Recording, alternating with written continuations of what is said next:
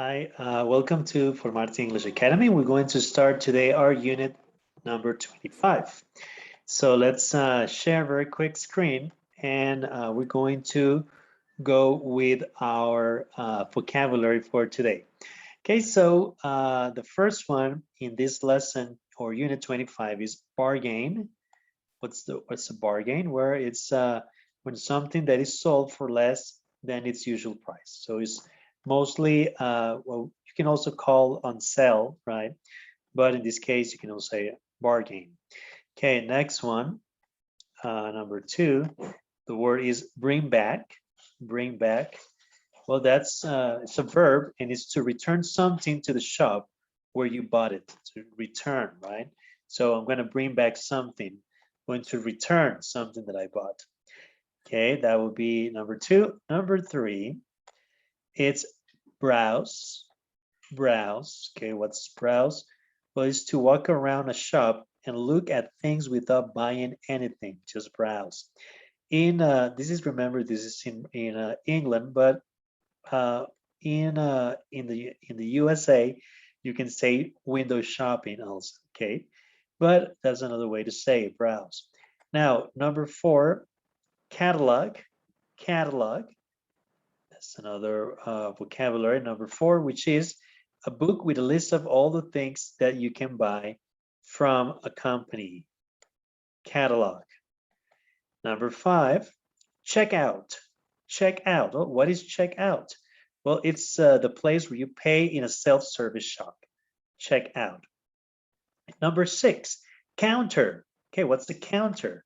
Well, it's the place in a shop bank where people are served. Counter. Number seven, deliver. Another verb, deliver. Well, it's to take letters or things to a person or place. Deliver. Number eight, fit. What's fit? Well, it's to be the right shape or size for someone or something. Fit, another verb. Number nine, fitting room. Fitting room. Well, that's a noun, which is a room in a shop where you can try on clothes. The fitting room. Number 10, in stock. In stock. Well, what's in stock? It's available in a shop. Available in a shop. Number 11, match. Match. Well, it's to be of the same color or type. Match. Number 12, online. Online. Well, that is connected to the internet. Online. 13, price. Price. What is a price? Well, it's the amount of money that you pay to buy something. Price. Number 14, product. Product. What is product? Well, it's something that someone makes or grows so that they can sell it. Product. 15, queue. Queue. What's queue? Is a line of people waiting for something, one behind the other. Queue. 16, receipt. Receipt. The receipt. Well, it's a piece of paper that proves that you have paid for something in a shop, restaurant, etc. Receipt. 17, refund. Refund. What's a refund? It's an amount of money that is given back to you, especially because you are not happy. Refund. Okay, number 18, self-service. Self-service. Well, self-service is this describes the shop where you get things yourself. Self-service. Now, serve a customer, right? In this case, is to help customers and sell things to them in a shop. Serve a customer. Number 20, well, we have shopping mall. Very easy. Shopping mall, a large covered shopping area with different shops and cafes, etc. Shopping mall. 21, size. What's the size? Well, the size is how big or small something is. 22, stall. Stall. What is a stall? Well, it's a table or small open shop in a market from which things are sold. Stall. 23. Try something on. To put on a piece of clothing to see if it fits you. Try something on. And the last one, the last word is wallet. Wallet.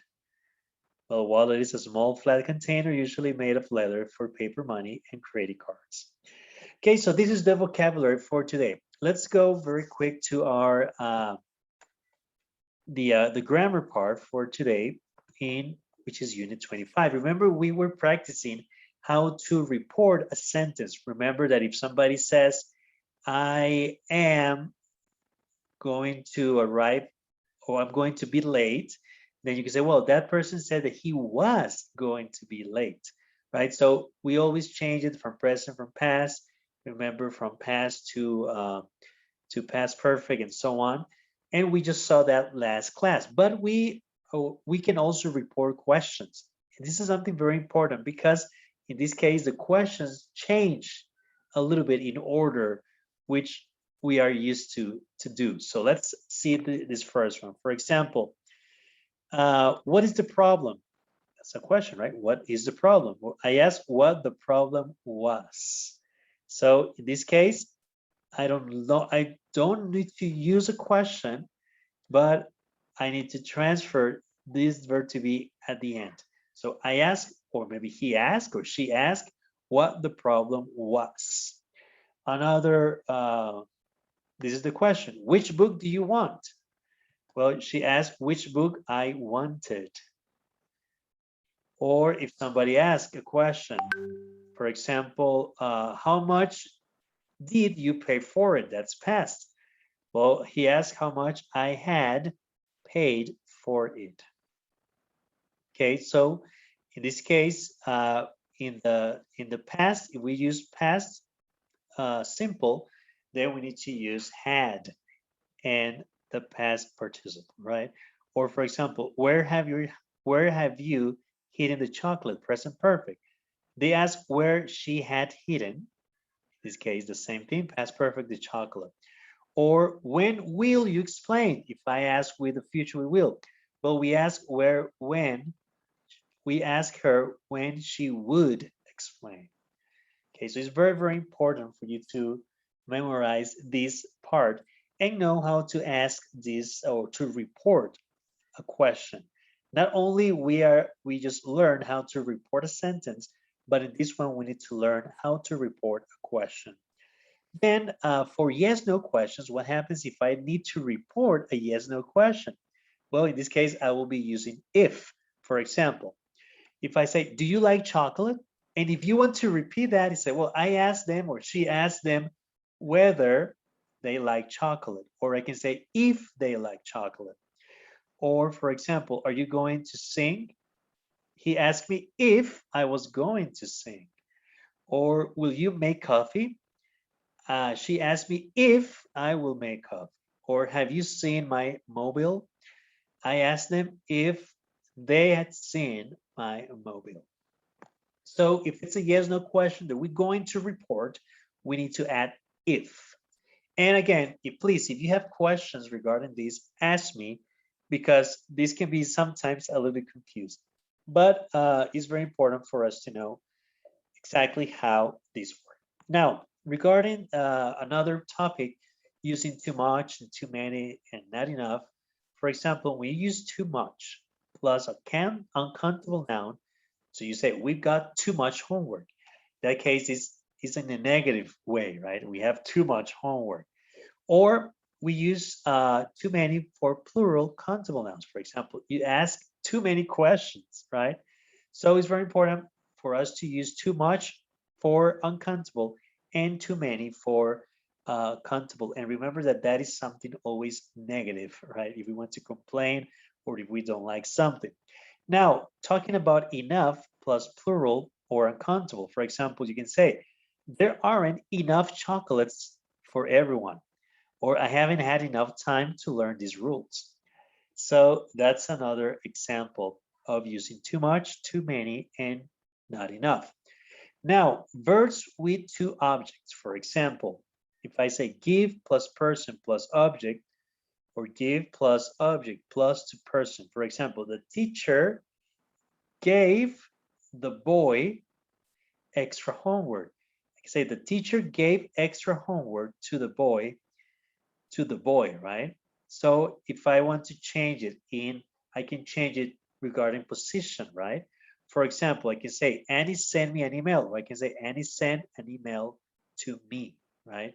Here, give object to the person, to me, to the boy, to him, to her, okay? So that's another way of using these two verbs. So, okay, for now, let's pause the video for a moment, and then let's go very quick to our unit 25 for today. Okay, let's continue with our lesson. So we are in lesson 25, and which is shop till you drop. So shop until you get tired. It's like an expression, shop till you drop. So over here, well, we have different shopping ways or places to go shopping, and also by by internet or on a catalog and so on. So it says here, look at the photographs. What do they show? It says work with a partner. Well, we're going to work these on our live classes, but also if you want to send me, remember, some feedback regarding every time there's the speaking part, you can send me that on my personal WhatsApp, and then I can help you, give you some feedback. But it says work with a partner. Look at one of the photographs. Check this list of advantages and disadvantages which are correct for your picture. Which are correct for your picture. Are there any other advantages or disadvantages of shopping this way? So for example, you can do this at any time. Which ones of these pictures can you do that at any time? Or you have to go out in bad weather. Which one will be the advantages and disadvantages of these ones? It's a good place to meet friends. These shops are often expensive. You meet local people, the people who sell things to you. You have to give information about yourself to people you don't know. You can buy things without leaving your home, or you can touch and try the things before you buy, or you have to wait for days or weeks before you get what you've bought. So give some talk about what advantages and disadvantages do you see. For example, in the first one, you can do these at any time. Well, so you can say, yeah, definitely the one that I can do at any time is shop online, because I can just get or do it on my cell phone or do it on my computer, and I can just shop anytime. So that's maybe an advantage of shopping online, but also what will be at the disadvantage of it, right? So I just want for you to talk about the advantages and disadvantages of shopping in these different situations. Then, well, this listening, we're going to have it in our platform. So wait for this listening part to be there so that you can practice in these cases. Listen to Andy phoning his older brother, Darren. Decide whether these statements are true or false, okay? Now, we just saw the reported speech, but here we're just going to practice what we saw last week. For example, it says, write these statements as you heard them on the recording. For example, they are selling some quite cool ones in the market. A friend told me they were selling some quite cool ones in the market. For example, here, I've sold them already. The man who runs the stall said he had. Remember, when you use the past perfect, right? So in that case, in this case, we are using the past simple. Then we're going to use it in the past perfect. Had plus past participle, right? And so on. So I just want for you to practice this part regarding reported speech, what we just saw last week. Remember. Now, talking about the other parts, for example, here on number 2, where it says, look at these statements from the conversation. Write down the exact words the people said. For example, I said I had. Andy said, yes, I have. Or I agreed, although I added that I wasn't very happy about it. So I said, so in this case, we're just going to write exactly what the person says. So it's backwards.